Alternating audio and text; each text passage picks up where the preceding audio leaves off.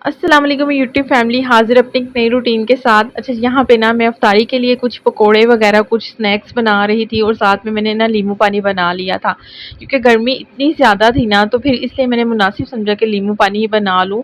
तो बहुत दिल था कि पहले मिल्क शेक बनाऊँ मैंगो का, फिर बस मैंने कहा नहीं, मैंगो का अगर शेक पी लिया ना तो फिर अफ्तारी के बाद ना मुझसे बिल्कुल नहीं उठा जाएगा, क्योंकि यौम अरफा का मैंने रोज़ा रखा हुआ था। घर के सारे जो क्लीनिंग थी ना मैंने एक दिन पहले ही कर ली थी।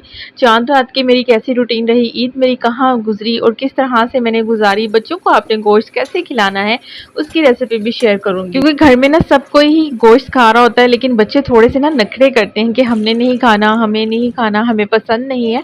लेकिन बच्चों को हम मीट कैसे खिलाएँगे ना, आज इतनी कोई मज़े की रेसिपी होगी ना कि बच्चे आपके बहुत शौक से खाएँगे और बहुत मज़े ले के खाएँगे। अच्छा, यहाँ पे ना इफ्तारी कर ली थी, उसके बाद जो भी थोड़ा बहुत मैं थोड़ी देर आराम कर लिया था। ये नेक्स्ट डे ईद का डे था और सुबह-सुबह उठी, बस देखा कि बाहर इतना कोई अच्छा लग रहा था, लेकिन माँ-बाप जब ना हो आपके, तो फिर मैं कहती हूँ कि कोई ईद आपको वो ईद जैसी मज़ा ही नहीं देती। जब मैं अपने बच्चों को देखती हूँ ना, तो मुझे बहुत अच्छा भी फ़ील होता है और अल्लाह ताला से एक ही दुआ करती हूँ कि अल्लाह ताला इतनी ज़िंदगी देना कि हम अपने बच्चों की ना तमाम खुशियों को देख सकें। जिस तरह से मुझे बड़ी मिसिंग होती है अपने माँ-बाप की, इस तरह से कभी मेरे बच्चों को ना हो, हम अपने बच्चों की ना हर ख्वाहिशात को पूरा कर सकें। और यहाँ पे ना ससुराल में थी कुर्बानी, क्योंकि हिस्सा वगैरह सब भाई एक जगह पे ही करते हैं कुर्बानी। तो बस यहाँ पे कुर्बानी वगैरह का जानवर जो था ना वो हो रहा था। मैंने कोई इतना ज़्यादा क्लिप तो नहीं बनाया, लेकिन बस इतना सही बनाया कि किस तरह से ना कुर्बानी वगैरह हो रही थी। उसके बाद जी बस यहाँ पे कलेजी वगैरह, आपको पता है कि ख़त्म वगैरह के लिए कलेजी बनती है, साथ में कढ़ाई वगैरह ऊपर चढ़ा दी थी, क्योंकि यहाँ पे यही होता है कि जब कुर्बानी का गोश्त वगैरह बन जाता है ना, तो फिर जो कुर्बानी के लिए आए होते हैं ना, तो उनके लिए हमने खाना वगैरह बनाना होता है। सारा मीट जो था ना बन गया हुआ था, लेकिन अभी सबको बहुत भूख लगी हुई थी, क्योंकि नाश्ता बस मुनासिब सा ही सुबह होता है और उसके बाद जब मीट बन जाता है ना गोश्त, तो बस फिर इसकी कढ़ाई वगैरह ही बनती है। तो साथ ही भाभीियों ने ना मिलके बस किचन, क्योंकि मैं तो इतना कोई इधर आके काम वगैरह नहीं करती, भाभीियाँ वगैरह ही लगी होती हैं किचन में, जो कि मेरी जेठानियाँ वगैरह हैं, तो मैं भी थोड़ी बहुत साथ हेल्प कर देती हूँ। और यहाँ पे डिवाइड हो रहे थे, क्योंकि 7 हिस्से पहले ही बनाते हैं और वेट मशीन पे रख के बिल्कुल एग्जैक्ट किस्म के ना 7 हिस्से किए जाते हैं। अच्छा, यहाँ पे ना ये इमली की चटनी की मैं आप लोगों को ना रेसिपी शेयर करूँगी, क्योंकि आपको पता है कुर्बानी का गोश्त ज़्यादा हम जब खा लेते हैं तो तबीयत थोड़ी सी ना बोझिल हो जाती है, लेकिन अगर आप इस तरह की चटनी बना के इसके साथ खाना खाएंगे ना, ये इमली की है और पुदीने की, इतनी कोई मज़े की ये चटनी बनती है ना। तो हमारी तो कुर्बानी के दिनों में ना ये ज़रूर घर पे बना के फ्रिज में रखी होती है कि जब भी मीट बने तो इसके साथ ना हमने ये ज़रूर चटनी को ना खाना होता है, फिर ये खाना बहुत जल्दी से ना हज़म हो जाता है। तो इसकी रेसिपी ना आपको जल्द ही मैं दूँगी। यहाँ पे ना भाभी ने ना, अच्छा मीट थोड़ा-सा ना ज़्यादा ही गल गया था। गोश्त शायद इसलिए भी ज़्यादा गल गया था कि भाभी को बस सारे कह रहे थे कि गोश्त अच्छे से गलना चाहिए, बहुत मज़े का बनना चाहिए। खाने में इतना कुछ ज़्यादा टेस्टी था ना, बस थोड़ा-सा ज़्यादा गल गया था, लेकिन बहुत मज़े का बना हुआ था। रात को ना फिर मैंने इसकी सिंधी बिरयानी बना दी थी, जैसे कि तह वाली बिरयानी होती है ना, वो वाली बहुत ही वो भी टेस्टी बन गई थी और रात का भी खाना हमारा बहुत मज़े का हो गया था। इसके बाद जी बस हमने खाना वगैरह एंजॉय किया, सब देरानी जेठानी मिल के ना किचन को बस हैंडल कर रहे थे। और इस बार ना कुर्बानी को इतना कोई मुश्किल तरीके से ना हैंडल करना हुआ था, क्योंकि गर्मी इतनी ज़्यादा थी और बस फिर गोश्त को डिवाइड करना, गोश्त को जो है ना डिस्ट्रीब्यूट करना बहुत मुश्किल हुआ था। उसके बाद ये सेकंड डे है ईद का और इस टाइम ना मैं बच्चों के लिए बना रही थी, क्योंकि बच्चों ने मीट को मुँह ही नहीं लगाया था। और मैं कहती हूँ कि कुर्बानी का गोश्त तो बच्चे ना खाएँ, तो कैसे फिर माँओं को, मैं कहती हूँ कि माँओं को तो बर्दाश्त ही नहीं हो रहा था कि बच्चे ना खाएँ।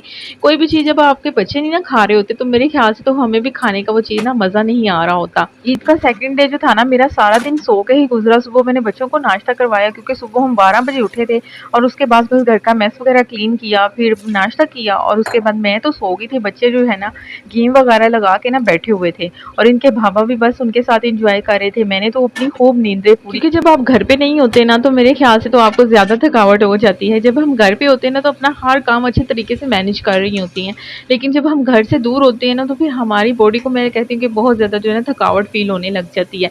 मेरे साथ तो कुछ ऐसा ही होता है। जब मैं घर आई ना तो सुबह बस मेरा ऐसे था कि मैं बहुत सुकून में हो गई हूँ।